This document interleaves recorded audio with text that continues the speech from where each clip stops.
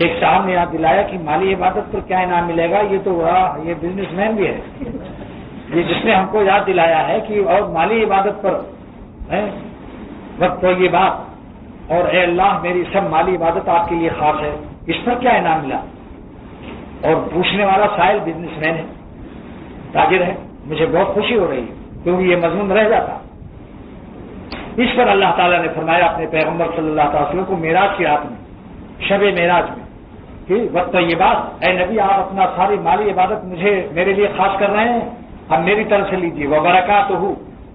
وبرکاتہ آپ مال مجھ پر فدا کر رہے ہیں، میری طرف سے آپ کے مال پر برکت نہیں برکات نازل ہوں گی.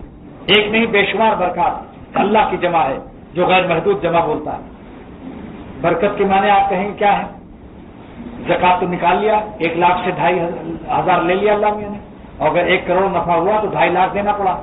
مگر یہ 2.5 لاکھ سے جو کھاپ رہے ہیں 97.5 لاکھ جو دبائے بیٹھے ہیں ادھر کیوں نہیں دیکھتے؟ 1,000 پر 25 روپیہ زکات ہے، 100 روپئے پر 2.5 روپیہ. آپ بتائیے 2.5 روپئے سے تم 2.5 ہو گئے اور 97.5 جو لیے بیٹھے ہو. یہ بہت بڑی کمزوری ہے. جو لوگ فرض زکات کو قاعدے سے نہیں ادا کرتے ان کے مال میں عذاب، قلب میں ظلمت، کبھی ولی اللہ نہیں ہو سکتے. اس لیے زکات کو بہت حساب سے لگانا چاہیے.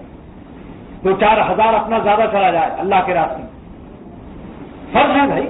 جیسے نماز فرض، اگر کوئی نماز نہ پڑھے ولی اللہ ہو جائے گا. تو فرض زکات ایسے مسجد میں لے جاؤ، یہ لوگ سب ہر فقیر کو ہر مدرسے میں دے رہے ہیں مگر قاعدے سے زکات نہیں نکالتے، حساب نہیں کرتے.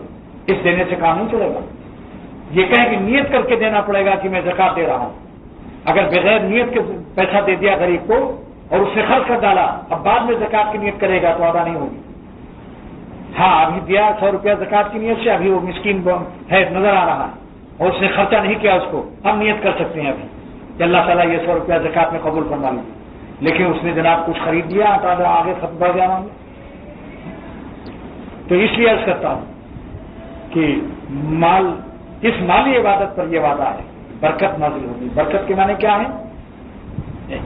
فیضان رحمت الہیہ، اللہ کی رحمت کی بارش. برکت کے کیا معنی؟ خوف سن لو بھائی. برکت کے معنی اللہ تعالیٰ کی رحمت کی بارش ہو جائے. بتاؤ پھر کیا مزہ آئے گا؟